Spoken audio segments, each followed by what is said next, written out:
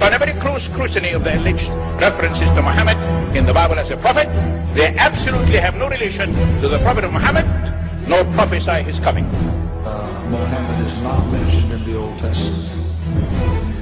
Muhammad is not mentioned anywhere from Genesis to Revelation. Muhammad is God's true messenger. That's a joke.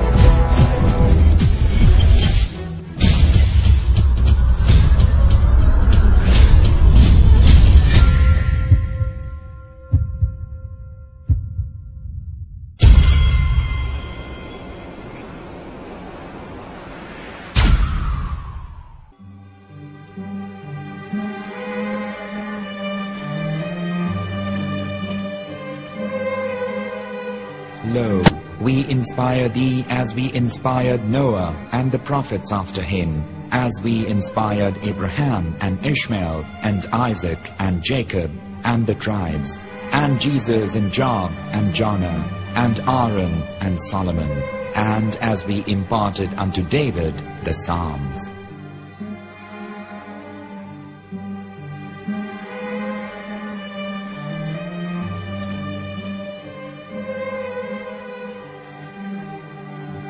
The verse we've just heard is from chapter 4 of the Quran. In the verse, God is affirming to humanity that Muhammad is indeed the recipient of a divine guidance, just as Noah, Abraham, and the rest of the prophets.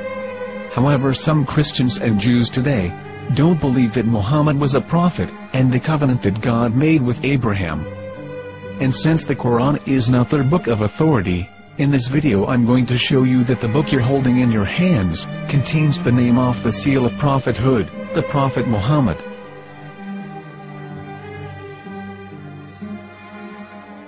As known, the Old Testament was preserved in the Hebrew language. In the 5th chapter of the Shir HaShirim, which is one of the 5 Megillat or sacred scrolls that are part of the Hebrew Bible, or for short the Song of Solomon, as Christians know it today.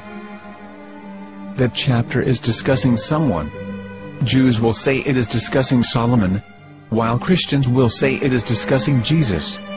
Considering this is the Songs of Solomon, it would seem logical that it is discussing Solomon.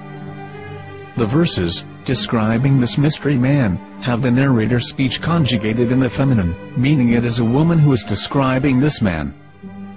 So it is possible that it is one of Solomon's wives discussing her husband Solomon. However, Christians assert that Jesus is being discussed, and that the chapter is describing a man who was not yet alive at that point. A prophecy.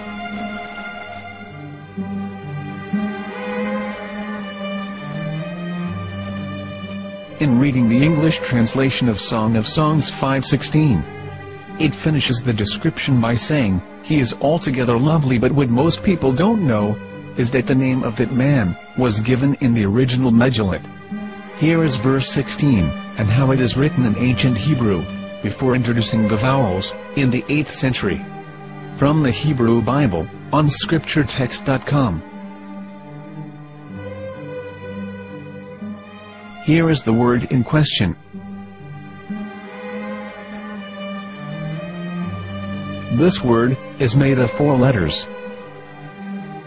Mem, Het, Mem, Dalet. Now when reading the word as it is written in its original form, with no vowels, it can be read as Muhammad, which is the name of the Muslim prophet, or as Mamad with no A after the H. According to Ben Yehuda's Hebrew English Dictionary, it is correctly pronounced as Muhammad, not Mamad.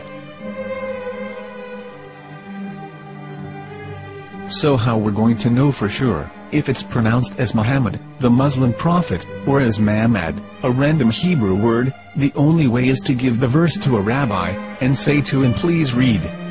Here is the Song of Songs 5:16, and how it is read by a rabbi from a Hebrew Jewish site. Please notice, the im in Hebrew is a plural of respect.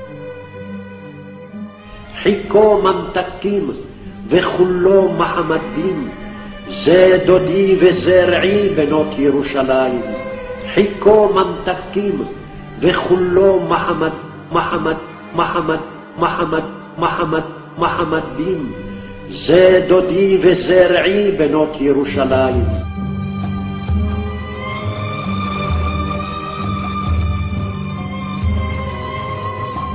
We are coming out from the darkness. There are no other gods but God, and Muhammad is his messenger.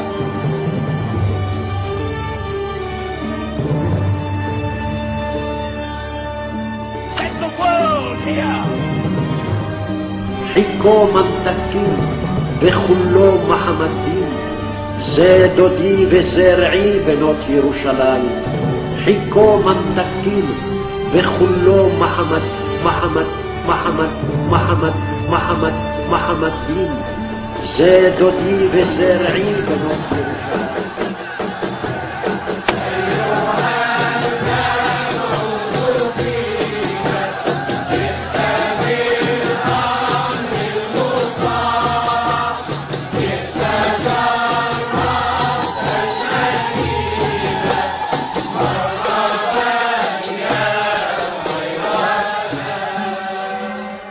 Here is the famous SDL translation tool, which includes a professional human translation as well as an online translation. We're going to copy our Hebrew word of the Song of Songs directly from the Jewish site. It's the same site where you can hear the rabbi reading the verse in Hebrew. All links are in the description. So, we're going to copy the word and paste it and ask, please translate. Are they going to translate the meaning of the name of that person? As the Bible translators did. Which is the praised and the lovely one, or are they going to keep the name as it is? Well, see it yourself. Here is the World Lingo Translator. The result is the same. It's Muhammad. You have no right. You have no right to translate names of people. Anybody. Your name should be retained. Mr. Black is Mr. Black, though he's white. You have no right to translate names of people. But they have been doing that. Muhammad ibn, they translated as altogether love. But the word Muhammad is there in the Hebrew language. The word Muhammad is there in the Hebrew language.